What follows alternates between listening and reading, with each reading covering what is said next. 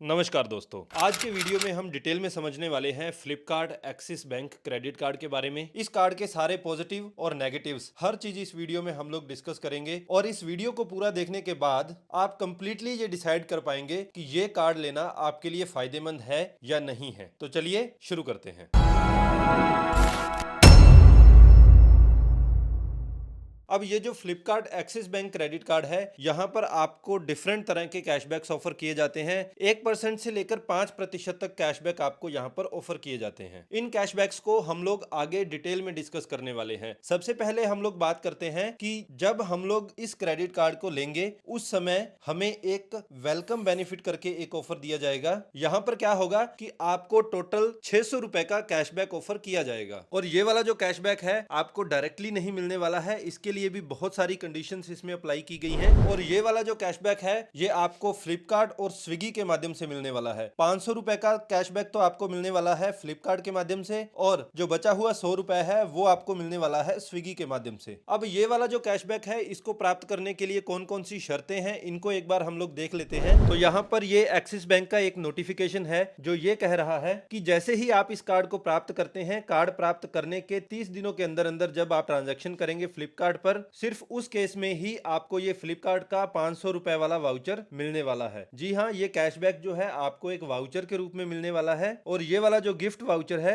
ये आप जब ट्रांजैक्शन करेंगे उसके 30 दिनों के अंदर अंदर आपके रजिस्टर्ड मोबाइल नंबर पर आपको मिल जाएगा। इसके साथ साथ ये वाला जो 500 रुपए का कैशबैक है सिर्फ उस कंडीशन में आपको मिल सकता है अगर आपके अकाउंट से आपकी जो ज्वाइनिंग फीस है वो काटी गई है। दूसरे शब्दों में अगर हम कहें तो ये 500 रुपए का कैशबैक सिर्फ आपको उस कंडीशन में मिलेगा अगर आपने 500 रुपए ऑलरेडी पे कर दिए हैं इस कार्ड को प्राप्त करने के लिए। तो ये ऑलमोस्ट उस तरह की बात है कि एक हाथ आप मुझे 500 रुपए दो और दूसरे हाथ बैंक जो है या क्रेडिट कार्ड कंपनी है वो आपको 500 रुपए का कैशबैक देने वाली है। तो ये तो बात हो गई फ्लिपकार्ट पर जो आपको कैशबैक मिलने वाला है 500 रुपए का। इसके अलावा एक 100 रुपए का कैशबैक और था जो कि हमें स्विगी पर मिलने वाला था। अब यहाँ पर भी बहुत सारी कंडीशंस हैं, जैसे कि आप स्विगी से जब कुछ परचेज करेंगे तो आप जो पहली ट्रांजैक्शन करेंगे उस पर आप मैक्सिमम 100 रुपए का कैशबैक प्राप्त कर सकते हैं और ये जो कैशबैक है आपके ऑर्डर का मैक्सिमम 50% ही हो सकता है। यानी कि आप 200 रुपए का अगर कोई ऑर्डर प्लेस करेंगे तो वहां पर 50% कैशबैक लगा लीजिए, 100 रुपए का आप कैशबैक यहां पर प्राप्त कर सकते हैं। लेकिन जो सबसे बड़ी कंडीशन यहां पर है वो ये है कि अगर आप पहले से स्विगी यूज कर रहे हैं फूड के ऑर्डर्स वगैरह मंगाने के लिए तो उस केस में आपको ये कैशबैक नहीं मिलेगा। ये सिर्फ उन्हीं लोगों को मिलेगा जो पहली बार इस स्विगी को यूज करने वाले हैं। तो अगर आप ऑलरेडी स्विगी यूज कर रहे हैं या एक बार भी आपने पहले इस स्विगी ऐप को यूज किया है तो ये कैशबैक 100 रुपए का आपको नहीं मिलने वाला है। अब ये वाला जो क्रेडिट कार्ड है ये मेनली पॉपुलर है कैशबैक के लिए। यहाँ पर कुछ कैटेगरीज बना दी गई हैं, जैसे कि फ्लिपकार्ट पर 5% कैशबैक का ऑफर यहाँ पर दिया जाता है। इसके अलावा इसके कुछ प्रेफर्ड पार्टनर्स माने जाते हैं जहां पर आपको 4% कैशबैक ऑफर किया जाता है और जो 5% या 4% वाली कैटेगरी में नहीं आते हैं वहां पर आपको ऑफर किया जाता है 1.5% कैशबैक। अब ये जो 1.5% कैशबैक है ये भी खत्म होने वाला है। अभी रिसेंटली एक नोटिफिकेशन जारी किया गया है एक्सिस बैंक के द्वारा। इस नोटिफिकेशन में क्लियरली मेंशन किया गया है कि 20 अप्रैल 2024 के बाद ये जो 1.5% वाला कैशबैक है ये अब आपको 1.5% की बजाय 1% ही मिलने वाला है। तो अभी 20 अप्रैल से क्या होने वाला है कि सिर्फ 3 कैटेगरीज रहने वाली हैं कैशबैक की, 5% वाली, 4% वाली प्रेफर्ड पार्टनर्स वाली और उसके अलावा जो भी परचेजेस वगैरह होंगे वहां पर 1% कैशबैक आपको दिया जाएगा। अब बहुत सारी ऐसी कैटेगरीज भी हैं जहां पर आपको ये कैशबैक ऑफर नहीं किया जाता है। ये भी हम लोग आगे डिटेल में देखने वाले हैं। पहले समझ लेते हैं कि 5% और 4% कैशबैक जो आपको मिलने वाला है वो कहां कहां मिलने वाला है। तो आप जो है फ्लिपकार्ट की वेबसाइट से या उसकी मोबाइल एप्लीकेशन से कुछ भी परचेज करेंगे तो उस केस में आपको मिलने वाला है 5% कैशबैक। यानी कि आप 100 रुपए का कुछ भी परचेज करेंगे तो वो आपको पड़ने वाला है 95 रुपए में 5% जो है आपको कैशबैक मिलने वाला है। अब फ्लिपकार्ट की ही कुछ फैसिलिटीज हैं जहां पर आपको ये 5% कैशबैक नहीं मिलने वाला है, जैसे कि फ्लिपकार्ट की ही एक एप्लीकेशन है फ्लिपकार्ट हेल्थ प्लस के नाम से। वहां पर ये दवाइयां वगैरह आपको बेचते हैं तो वहां पर ये 5% कैशबैक आपको नहीं मिलने वाला है। इसके अलावा फ्लिपकार्ट की जो ऐप है वहां पर अगर आप कैटेगरीज वाले सेक्शन में जाएंगे और अगर आप फ्लिपकार्ट ऐप से बुक करते हैं, फ्लाइट्स बुक करते हैं या होटल्स वगैरह बुक करते हैं तो उस केस में भी आपको ये 5% कैशबैक नहीं मिलने वाला है। तो इन कैटेगरीज पे अगर आपको 5% 4% कैशबैक नहीं मिलने वाला है, तो कितना कैशबैक आपको एक्चुअल में मिलने वाला है? तो यहाँ आपको कैशबैक मिलने वाला है 1%। 20 अप्रैल 2024 से आपको 1% कैशबैक मिलने वाला है। अब 4% वाली कैटेगरी को एक बार समझ लेते हैं। प्रेफर्ड पार्टनर्स या प्रेफर्ड मर्चेंट्स जिन्हें कहा जाता है। यहाँ पर ये 5 मेजर कैटेगरीज हैं। क्लियर ट्रिप जो हो गया, कल्ट फिट, पीवीआर, स्विगी या उबर। यहाँ से अगर आप कोई सर्विसेज बुक करते हैं, कुछ परचेजेस करते हैं, तो यहाँ पर आपको 4% कैशबैक मिलने वाला है। तो रेगुलर अगर आप मूवीज वगैरह देखते हैं या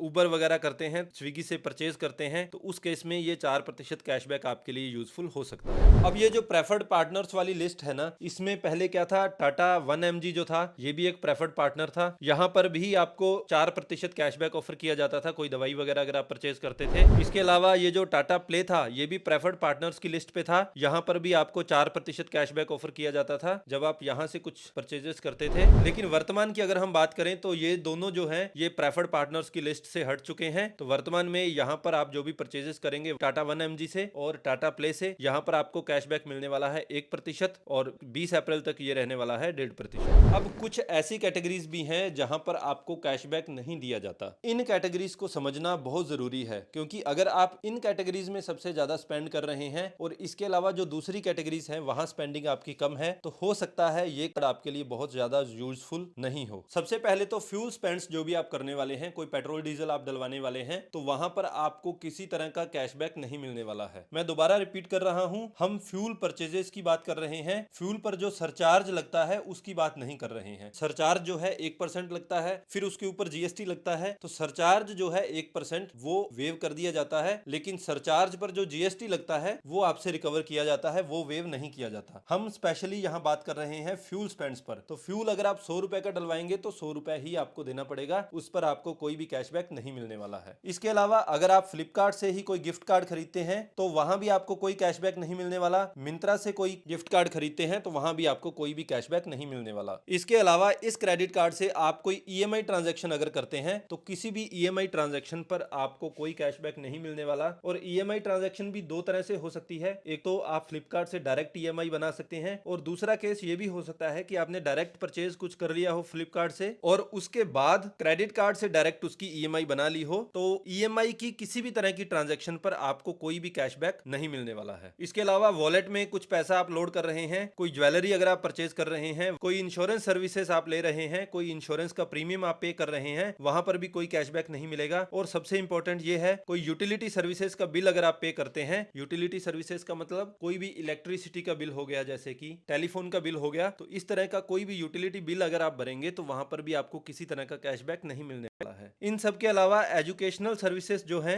एजुकेशन से रिलेटेड कोई भी आप पेमेंट करेंगे तो वहां पर आपको किसी तरह का कैशबैक नहीं मिलने वाला है। इसके साथ साथ कोई गवर्नमेंट सर्विसेज आप ले रहे हैं, कोई चालान वगैरह पे करना है, वहां पर कोई कैशबैक नहीं मिलेगा। कैश एडवांसेस में कोई भी कैशबैक आपको नहीं मिलने वाला है। कोई रेंटल पेमेंट अगर आप करते हैं तो वहां पर भी कोई कैशबैक नहीं मिलने वाला है। इसके साथ साथ आप किसी दूसरे क्रेडिट कार्ड की आउटस्टैंडिंग बिल पे करते हैं इस क्रेडिट कार्ड से, तो वहां पर भी आपको कोई भी कैशबैक नहीं मिलने वाला है। लास्ट में किसी कार्ड की फीस और कार्ड के चार्जेस जब आप पे करेंगे तो वहां पर भी आपको कोई भी कैशबैक नहीं मिलने वाला है। तो ये मेजर कैटेगरीज थी जहां पर आपको कैशबैक ऑफर नहीं किया जाता है। अब एक इंपॉर्टेंट चीज ये भी है, यहाँ पर आपको 4 कॉम्प्लीमेंट्री एयरपोर्ट लॉन्च के एक्सेस दिए जाते हैं। हर क्वार्टर में एक दिया जाता है, तो एक साल में आपको 4 बार एयरपोर्ट लॉन्च का जो है एक्सेस फ्री में दिया जाता है। इससे पहले यहाँ पर कोई भी कंडीशंस नहीं थी। अभी रिसेंटली एक्सिस बैंक ने एक नोटिफिकेशन जारी किया है और इस नोटिफिकेशन में इन्होंने क्लियरली बताया है कि अब भविष्य में क्या कंडीशंस रहने वाली है इस एयरपोर्ट लॉन्च के एक्सेस को करने के लिए। अब जैसा कि हम लोग जानते हैं कि एक फाइनेंशियल ईयर में 4 क्वार्टर होते हैं। मान लीजिए आप सेकंड क्वार्टर में एयरपोर्ट पर जाते हैं और एयरपोर्ट लॉन्च का एक्सेस मांगते हैं फ्री में, तो ये जो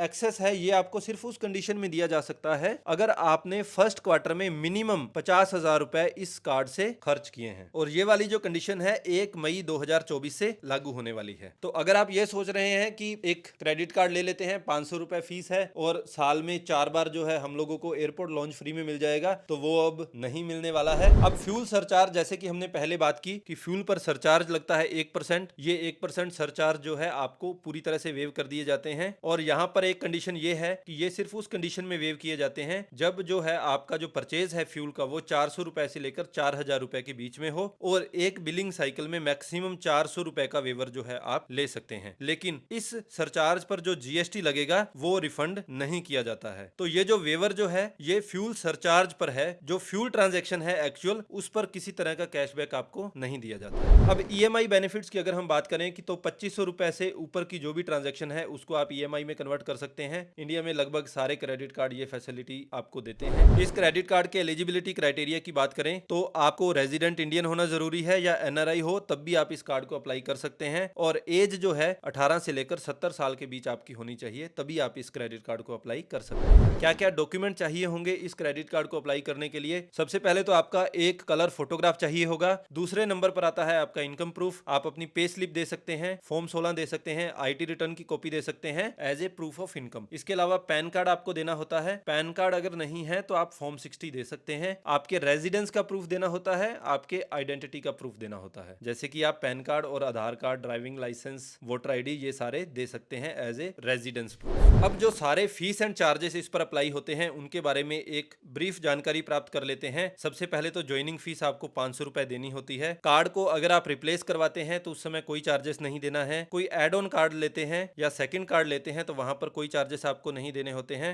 आपने इस क्रेडिट कार्ड की पेमेंट की और वो वाला चेक अगर डिसऑनर हो जाता है तो उस केस में जो भी पेमेंट अमाउंट थी उसका 2% जो है वो आपको चार्जेस के रूप में देना होता है, लेकिन मिनिमम यहाँ पर 450 रुपए देना ही होता है। अब एक कंडीशन सोच के देखिए कि 100 रुपए आप भर रहे हैं और किसी वजह से वो डिसऑनर हो जाता है या ऑटो डेबिट सक्सेसफुल नहीं हो पाता है तो मिनिमम 450 रुपए आपके डायरेक्टली काट लिए जाएंगे। इसके बाद आते हैं एनुअल फीस। एनुअल फीस जो है 500 रुपए ही लगती है, जो कि सेकंड ईयर से लगती है। लेकिन अगर आप एक साल में 3.5 लाख रुपए से ज्यादा की परचेजेस करते हैं तो उस केस में आपको ये एनुअल फीस नहीं देनी पड़ती है। यहाँ पर आप रेंट को या जो वॉलेट आप लोड करेंगे उसको इंक्लूड नहीं कर सकते हैं। एटीएम से कैश जो विड्रॉल करना है क्रेडिट कार्ड से अगर आप करते हैं तो 2.5% जो है विड्रॉल अमाउंट का आपको देना होता है और मिनिमम जो है 500 रुपए आपको देना होता है। तो कैश विड्रॉल तो क्रेडिट कार्ड से कभी भी इनकरेज नहीं किया जाता कि आप करें। आप 500 रुपए भी विड्रॉल करेंगे अगर एटीएम से तो 500 रुपए आपको चार्जेस देना पड़ जाएगा। तो 500 निकालने की बजाय आपको 1000 रुपए वापस भरना पड़ जाएगा। कोई आउट स्टेशन चेक लगा है उसकी फीस वेव है। और अपनी लिमिट से ज्यादा विड्रॉल अगर आप कर लेते हैं, ओवर लिमिट चले जाते हैं, तो उस केस में 2.5% पेनल्टी है जो भी लिमिट ओवर जाएगी उस पर, या फिर यहाँ पर भी मिनिमम 500 रुपए आपके काट लिए जाते हैं, भले ही एक ही रुपए आप लिमिट से ऊपर चले जाएं।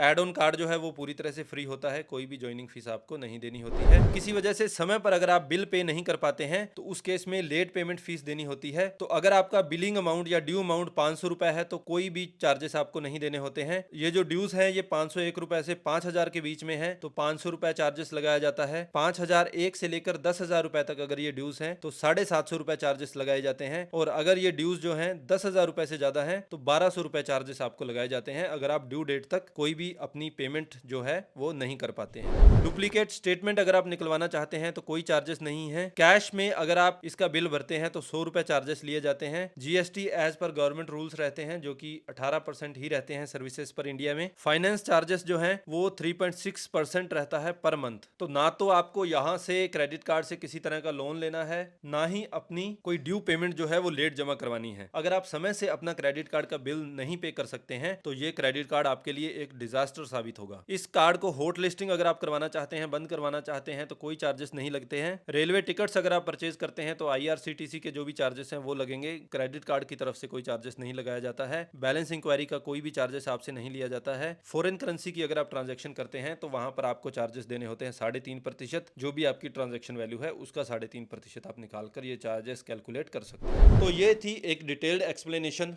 Flipkart axis bank credit card के बारे में। आई होप ये वीडियो आपके लिए इन्फॉर्मेटिव रही होगी। अगर ये कार्ड आपके लिए यूजफुल होगा तो आप डायरेक्टली एक्सिस बैंक की वेबसाइट पर जाकर इस कार्ड को अप्लाई कर सकते हैं। और अगर आपके लिए ये कार्ड यूजफुल नहीं रहेगा तो अब तक इस वीडियो को देखकर आप जान चुके होंगे कि आपके लिए ये कार्ड बेनिफिशियल है या नहीं है। हमारे कंटेंट के लिए अगर आप हमें अप्रिशिएट करना चाहते हैं तो please like and share the video and don't forget to subscribe the channel. Thank you so much.